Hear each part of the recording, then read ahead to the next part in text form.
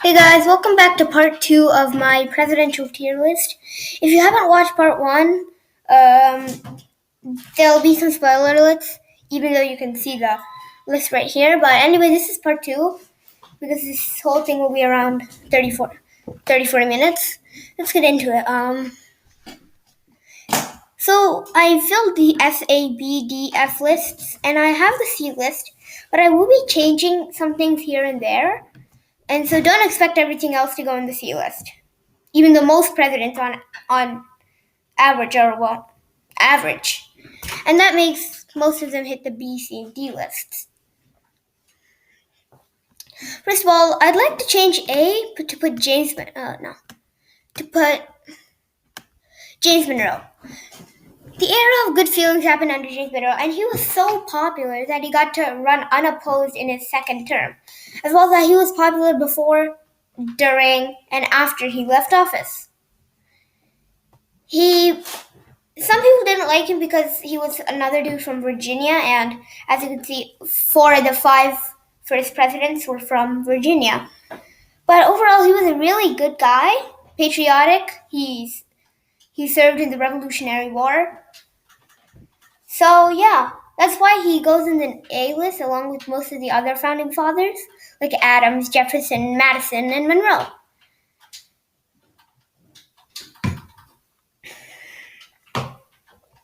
Okay. I think Lyndon B. Johnson goes in the C list. Johnson had some blunders and some good things during his presidency.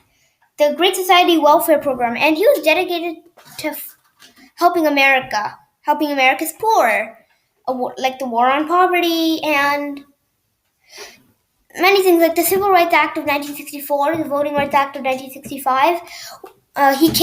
Were signed by him. He carried on JFK's legacy after he was assassinated in 1963. So this shows that Johnson was dedicated to his predecessor's legacy. That makes him go into the S and A list, maybe even B. Unfortunately, the Vietnam War really knocks him down. Because the Vietnam War, he put it to an extreme level. He kept on sending more and more troops every year to Vietnam. And he says, we will not be sending boys 9 or 10,000 miles away. And then he does just that. So he escalated the Vietnam War basically, but at the same time helped America. So that averages him out. The good averages the bad, and he ends up as a mediocre president.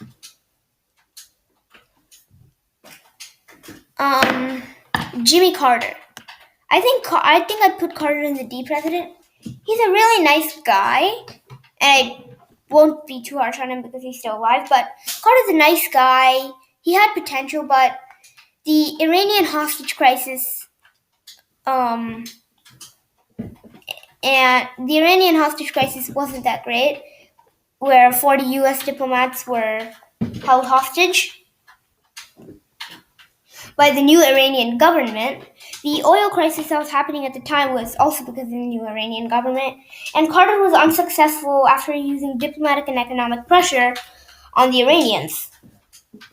Carter wasn't able to actually get rid of the hostages, and while his administration was able to, he didn't get the credit. Instead, Reagan, his successor, Ronald Reagan, got the credit for the Iranian hostage crisis. So those two events and the equal rights for women makes him in a D sort of president.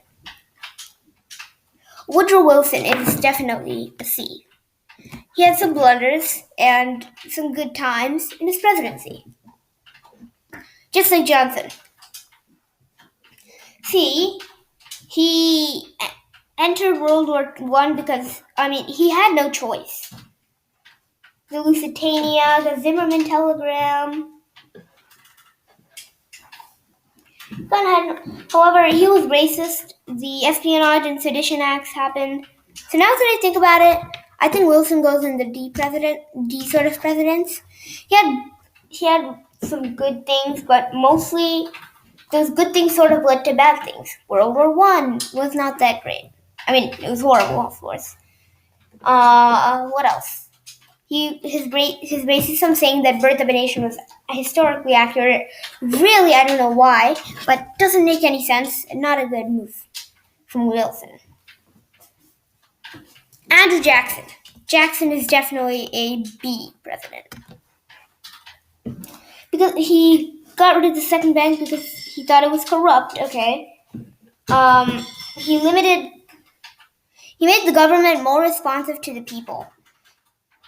However, the Trail of Tears and the Indian Removal Act, didn't help his legacy. His opponents called him King Andrew because of his hunt for power. He had a reputation for a bad temper.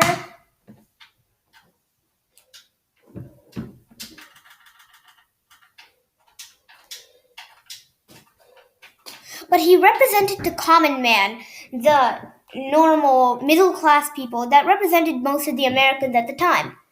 So Andrew Jackson, he had some, like Johnson. Oh wow, had some good times and blunders in his presidency, and that evens him out. I don't know about Zachary Taylor.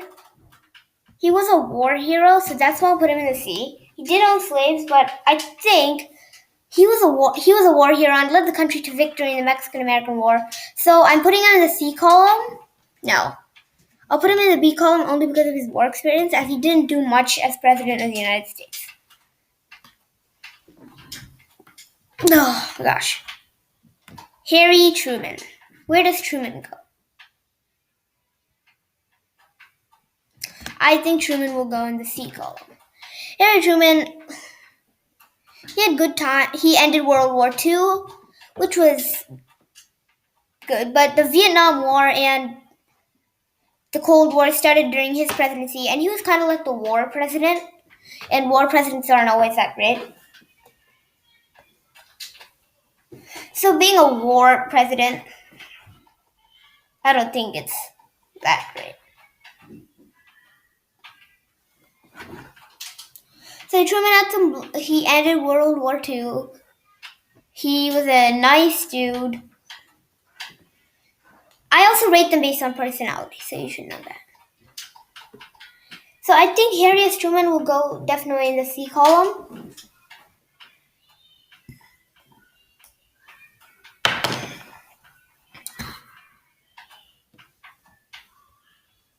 John Quincy Adams. I think he goes in the C. Quincy Adams.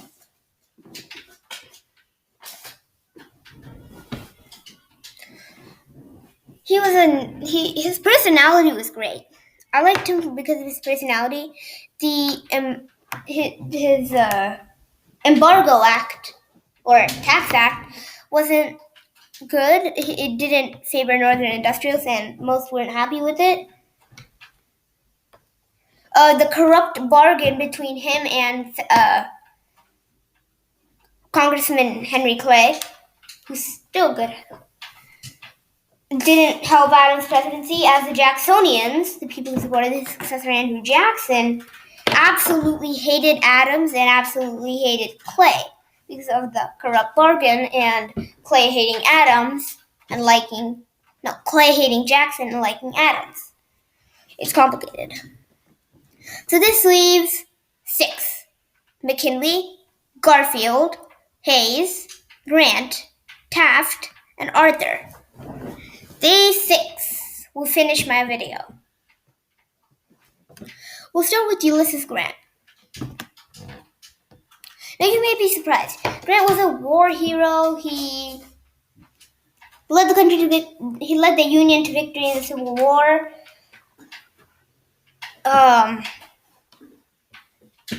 He helped start Reconstruction. He boosted Reconstruction. So why here? It's because of the Panic of 1873, which was kind of like the Great Depression before the Great Depression. And that happened during Grant's term as president. Also, many Republicans didn't like Grant, and that's why they formed the Liberal Republican Party and nominated Horace Greeley. They wanted to take down Grant. However, Grant did stay very popular with many people. Also, his administration, and even his vice president, Schuyler Colfax, were involved in many scandals, like oil scandals and company scandals. And so his administration kind of knocks him down the list, in my case, because he leads his administration, of course.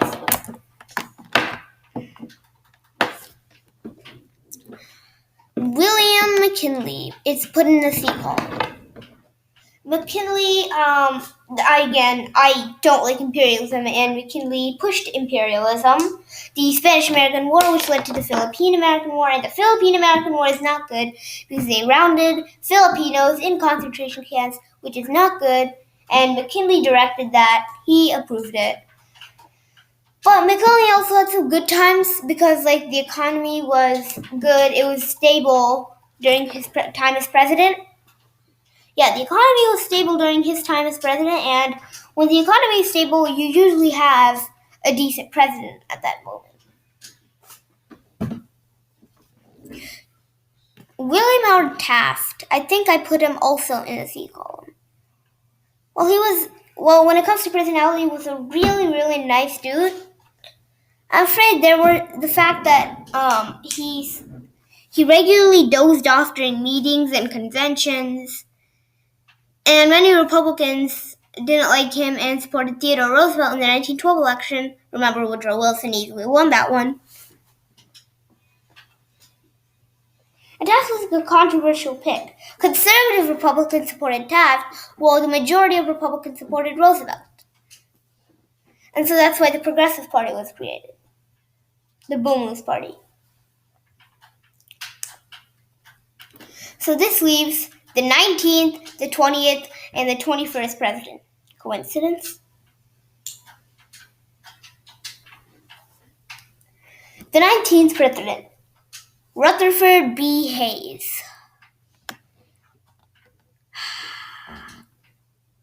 The C column. Most presidents on average are like this, and so they go in the C columns. Rutherford Burchard Hayes.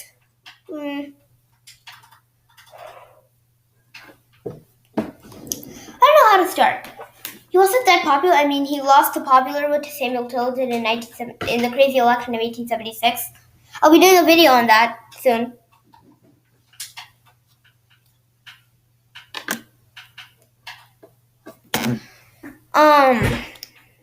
Hayes was a Civil War veteran. He got injured multiple times in the Civil War. And he opposed slavery. Like most Republicans, of course, did. And I like that. I like his personality as well. And so Hayes goes in the C column. Well, there was some controversial stuff that happened during his presidency. I think overall he's a good president. James Garfield.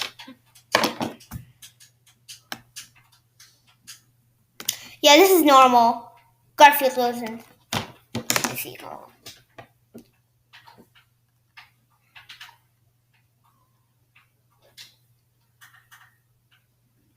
See, Garfield, of course, was opposed slavery, was a Civil War veteran.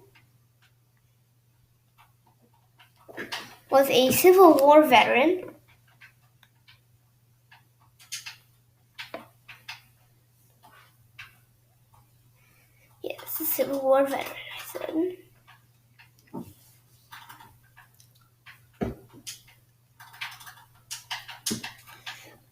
He appointed many black cabinet members, which was kind of unheard of at the time, very radical.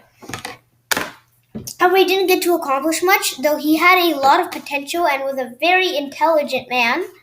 I mean, he was a teacher and a Baptist minister. And yeah, like I said, because he had a lot of potential and was very intelligent, I put him in now that I think about it, the B column.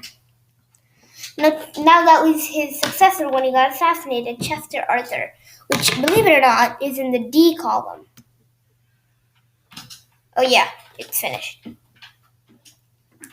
Now the reason for that is because Arthur was one of the only presidents. Sorry. To not win an election at a party's ticket. He didn't get renominated, though I'm pretty sure he declined to. However, the country was going through a budget surplus during his presidency, and he decided to lower taxes to end the surplus. I don't know why would you want to end the surplus. So yeah, Arthur made some weird moves. He was a stalwart, first of all. So yeah, that's my video. That's my part 2. So yeah, that's it. Ciao.